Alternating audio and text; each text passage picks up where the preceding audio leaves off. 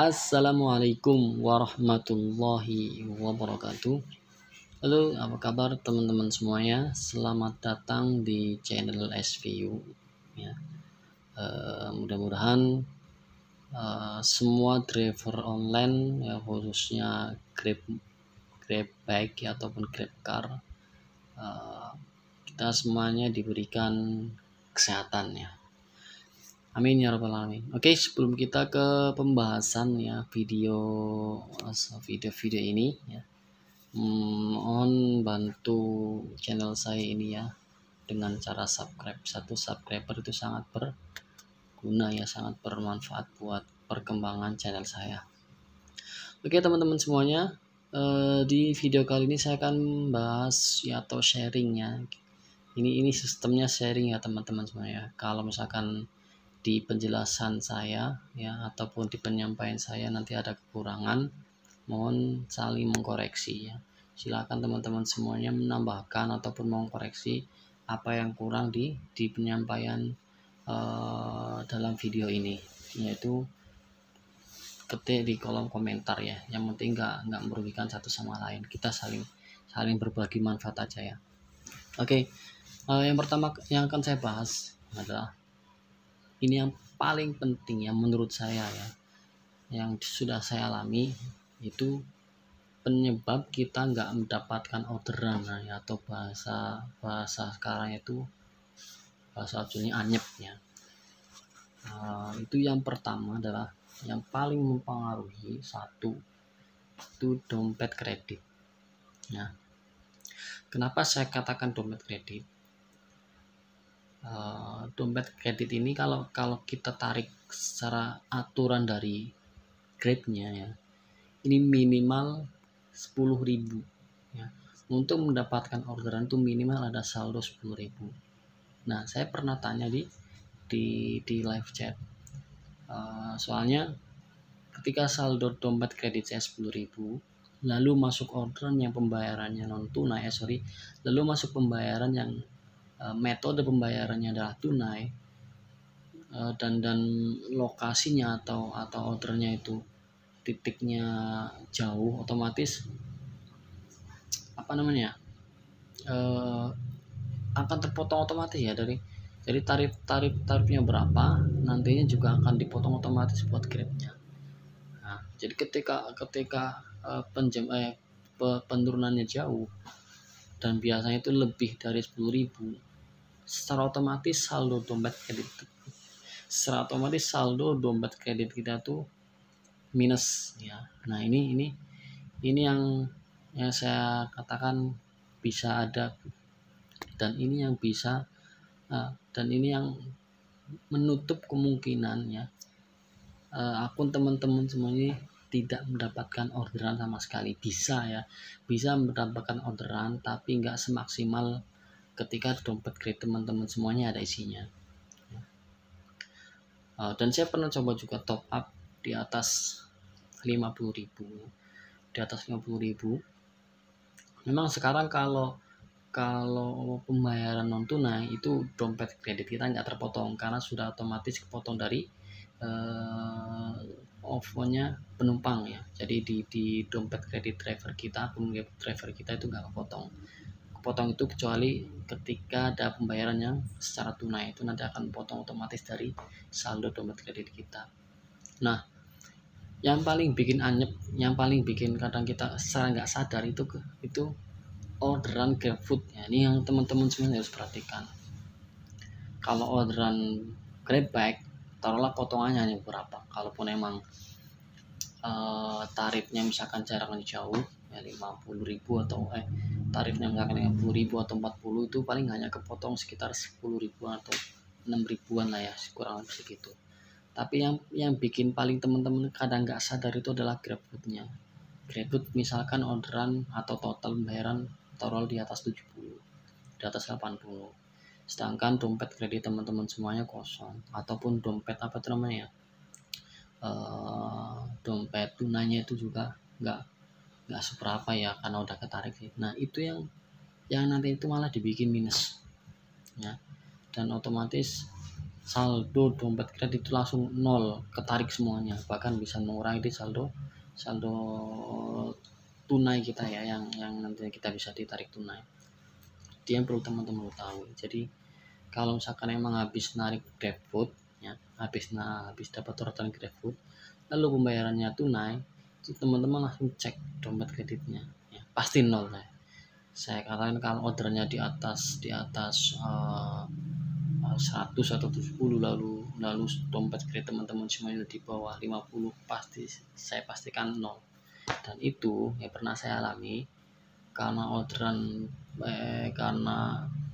orderannya jauh ya, dari arah terakhir titik penurunan yang kedua sampai ke titik lokasi saya pulang, itu emang nggak ada. Setelah saya cek ternyata dompet kreditnya adalah nol ya, harus teman-teman perhatikan. Jadi jangan sampai kosong. Kalaupun memang dapat tapi mungkin nggak sebanyak ketika ada dompet kreditnya, ada saldonya. Oke ya teman-teman semuanya, kalau misalkan ada kekurangan silahkan tambahkan di kolom komentar. Baik, selanjutnya yang kedua ya.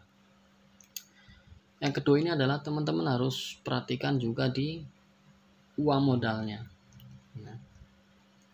Uang modal juga teman-teman harus perhatikan ya. Di akun Grab sendiri minimal uang modal itu adalah 50. Teman-teman juga bisa tentukan ya, kalau misalkan emang dompet tunainya atau dompet kreditnya juga banyak ya, istilahnya lebih dari 200 atau 300 ya, yang artinya istilahnya di atas 50, itu teman-teman bisa tentukan uang modalnya ya, boleh 50, boleh 60, boleh 70.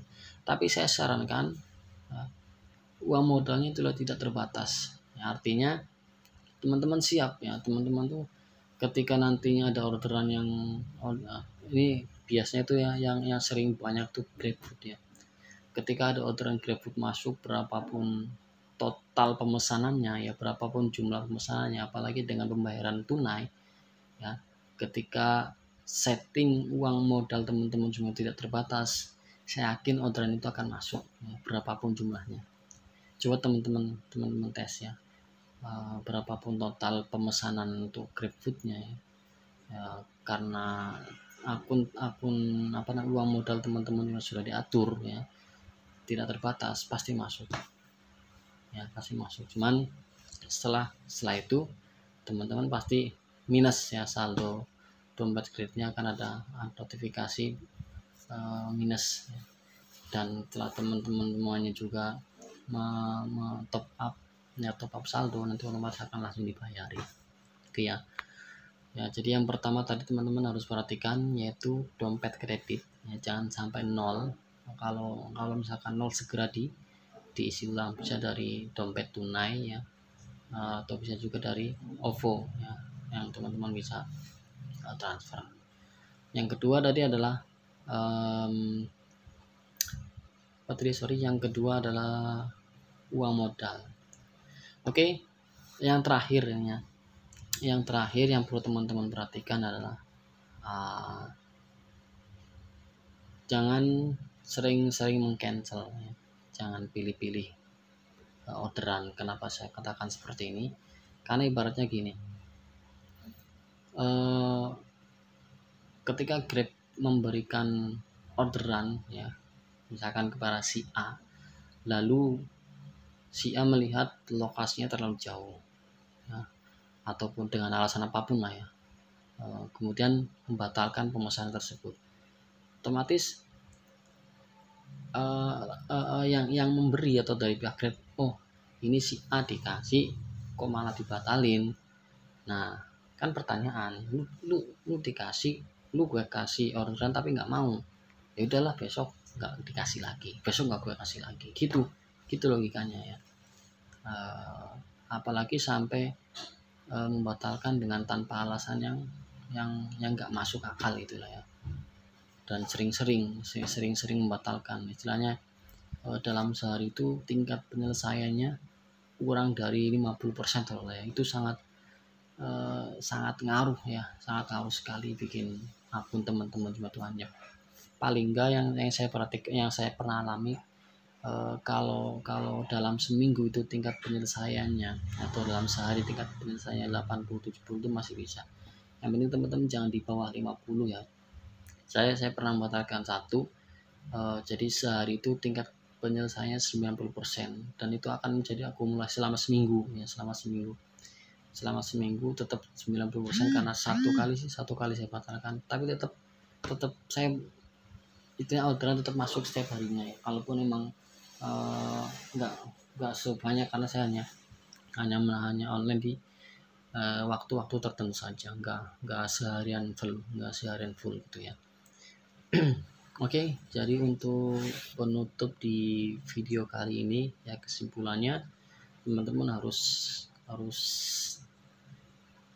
hindari dari ketiga poin yang tadi saya sebutkan ya, saya jelaskan ya.